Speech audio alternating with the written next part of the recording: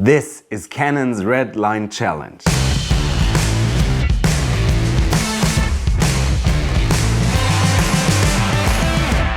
This Red Line Challenge is about finding the light in the dark.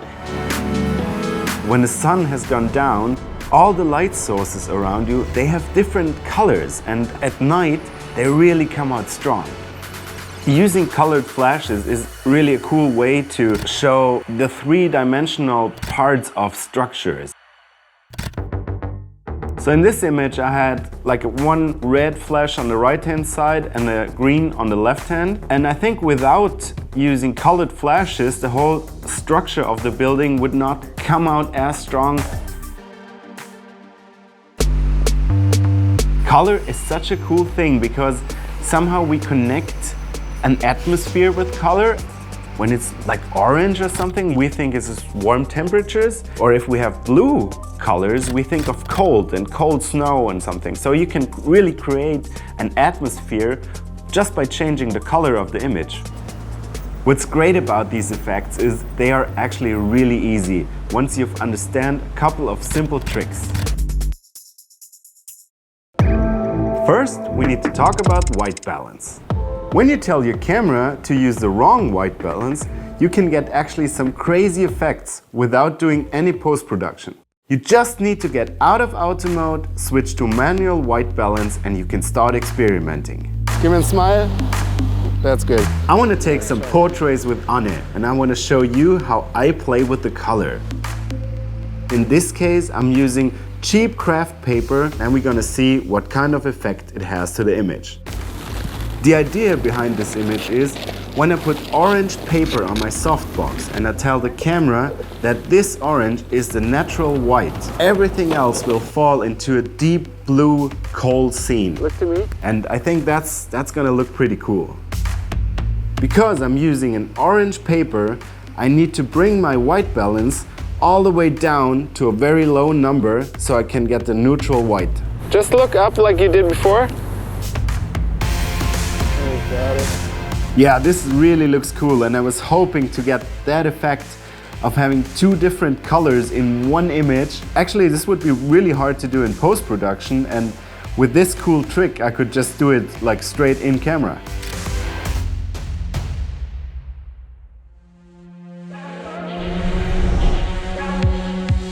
We arrived at the gravel pit now, and it's like just a wonderful location and perfect for taking pictures. This evening I got the studio flash that I use normally for lighting large areas on bigger action scenes. But of course you could also do this with a torch or a camera flash and some colored paper. The only thing you need to know is you need to bring the light closer to your model to get the same effect.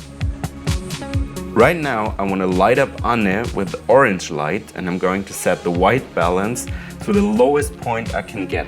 So she will look more or less neutral, but all the background will be faded in a deep blue color. Think we got it? Yeah, perfect. So we started with the orange paper, and now we're going to switch and put some blue paper on. When we put a blue paper on the softbox, we can of course reverse the whole effect and set the white balance on a very high number. The feeling should be that we're in the middle of a desert. Just do another pose, maybe hands on the side. The cool thing is it's all in camera. We didn't have any post-production on that. That's it. Sometimes you get into situations where you have a lot of different light sources around you. Some are more warmer, others are colder. One trick is you can flatten them out if you just put the white balance to one limit, and with that you flatten out all the different light sources, and that's kind of a cool trick actually. The light is gone now and it's completely black, and now it's the perfect time to get creative. I found this like little hill made out of rocks. I found this beauty, a pile of rocks and stone, nothing special. I want to light it up from both sides, from the left and from the right. And then we're gonna have a strong backlight, and we're gonna put Anne on top of the hill. The setup looks good. We got fog, quite dramatic. I really love those images when those particles in the air and you can play with the fog and the light. So that's the plan. And look straight to me and your arms on the hip. 3, 2, 1, Blitz! Ooh, that looks beautiful. That's really a cool shot. We got the colored light from the side, and then we got a little bit of fog in the background that is lit up by that blue light. We just added a little bit of color, and we got such a crazy picture out of actually just a small rocky hill in a gravel pit. These are just a few ways of how I play with the color and how I tweak them. The good thing is it's all in camera, so you don't have to do a lot of post-production to that, and you get great results. Go out, get some lights, get some colored paper, experiment with it, have fun, but please always remember, stay safe and stay within the guidelines of where you live. This is Canon's Red Line Challenge. We want to see your light in the dark images. Visit the website to see how you can enter and what you can win. There's also some great inspiration from other Canon ambassadors. Get out there, get shooting. We can't wait to see your creative images.